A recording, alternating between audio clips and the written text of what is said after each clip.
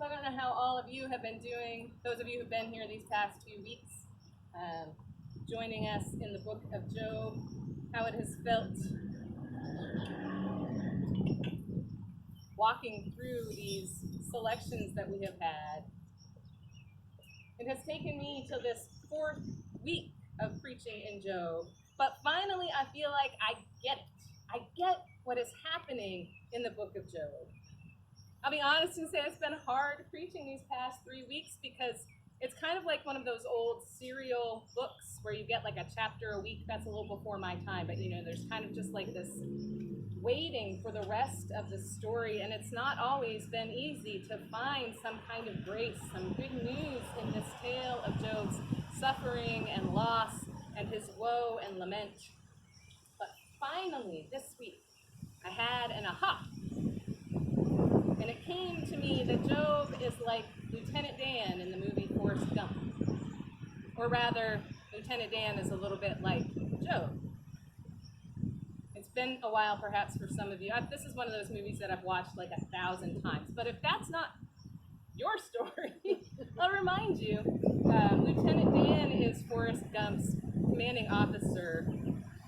And he is saved by Forrest on the battlegrounds in Vietnam. Saved, but he lost both of his legs as a consequence of his injuries. And this throws his whole self-identity into question.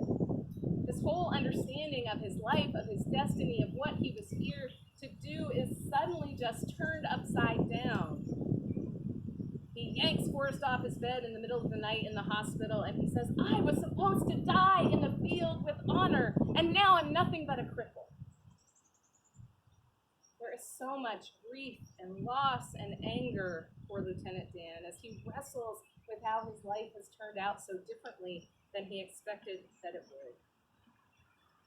We kind of follow his story over a few decades as he re-encounters Forrest.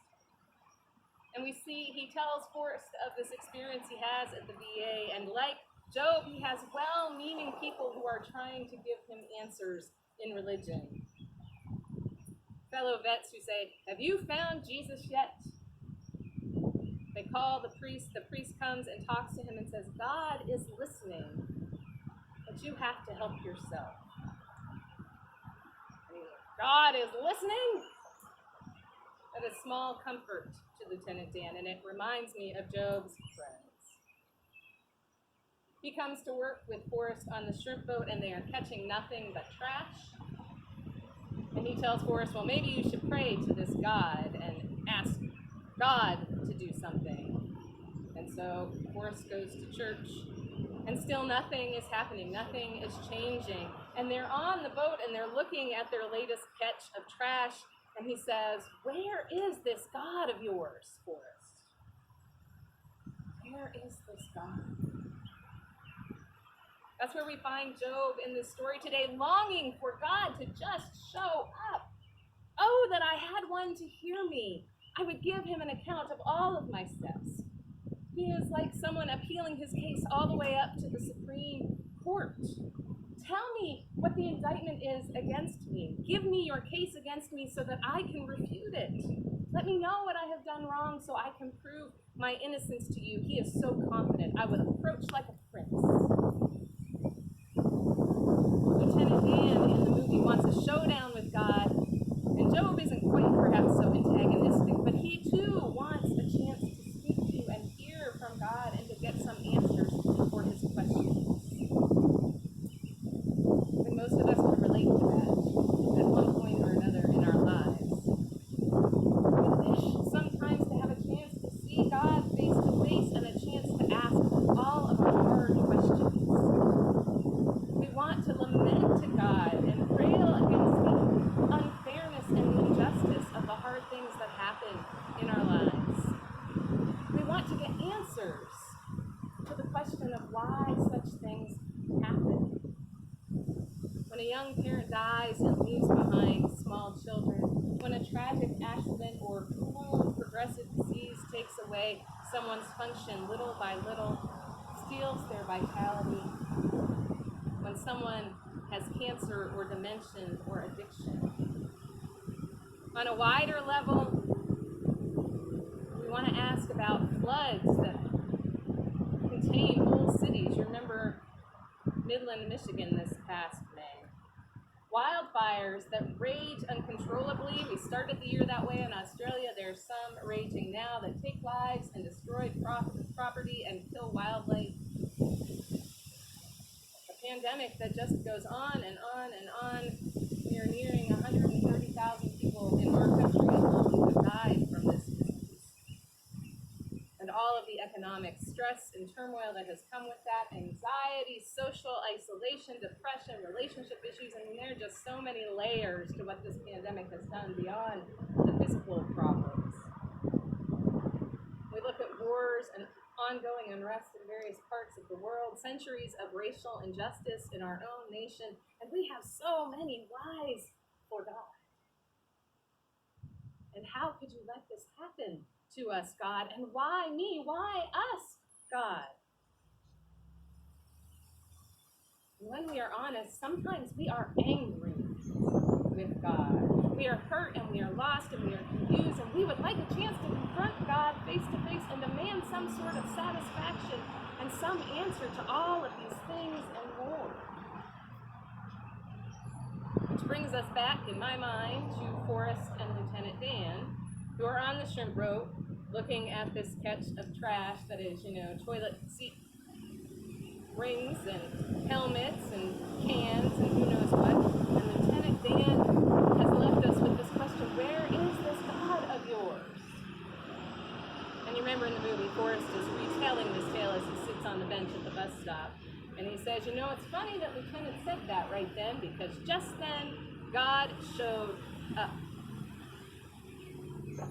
God comes to Lieutenant Dan in the form of a hurricane while he and Forrest are out at sea. And Forrest says, I was scared, but Lieutenant Dan, he was mad. And there he is on the top, on the mast of the boat, and he is screaming at God, is this all you got? It's time for a showdown, you and me. And he is laughing, and he is filled with this rage, and finally feels like he is getting his face-to-face time with God. And the storm rages all night, and then when it subsides and the waters are calm again, we see Lieutenant Dan, who on the surface has nothing that has changed. He is still a vet. He has still lost both of his legs in the war. None of his surface circumstances are any different, and yet everything has changed for him.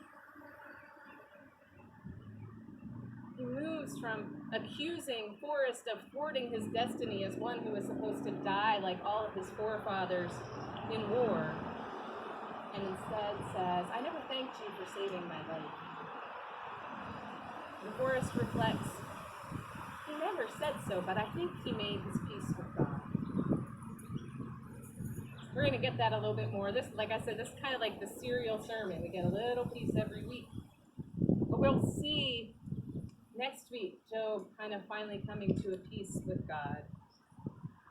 Job, on this day, has God show up finally in the form of a whirlwind. God speaks to him. God doesn't show up to give Job answers, but instead comes to ask Job questions. Gird up your loins like a man. I will question you, and you shall declare to me, where were you when I created the earth and the stars sang and the heavenly beings shouted for joy? Who controls the sea and sets boundaries for it and says thus far and no farther? Who sends rain in the desert, in the parched land where no one lives, just to water the land and make the grass grow?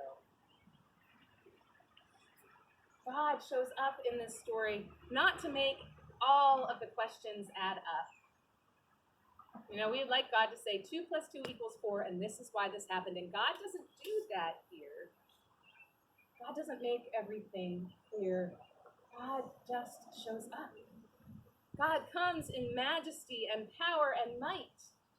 God shows up in this awe-inspiring way, reminding Job of God's vast domain and dominion, of how God created everything and tends to everything in creation in ways that defy explanation and go beyond human understanding. And nothing changes for Job. But we will see next week that everything changes. His circumstances don't change, but he is changed. His perspective is changed. His sense of himself is changed. His relationship with God is changed in this encounter. It is deepened and expanded and transformed. This is what happens when God shows up. And as much as we might like to, we can't predict when God will come to us, and we can't demand that God will show up on our timetable, and we can't expect that God will answer all of our questions in ways that make sense to us. Because God is awesome and mysterious and beyond our control, beyond our understanding. But the promise of Scripture in these stories, the witness of God's people down through history, is that God does show up. God makes God's presence known to us, not always in the ways that we would ask for. We don't usually hope God will show up in a hurricane or a whirlwind. But God comes to show us God's love for us. That God would come to be in relationship with us is an amazing thing. God doesn't just watch from on high, but God comes and is in relationship with us. When that happens, somehow, even when nothing else of our circumstances and our situation changes, God showing up changes everything. God changes us. And for that we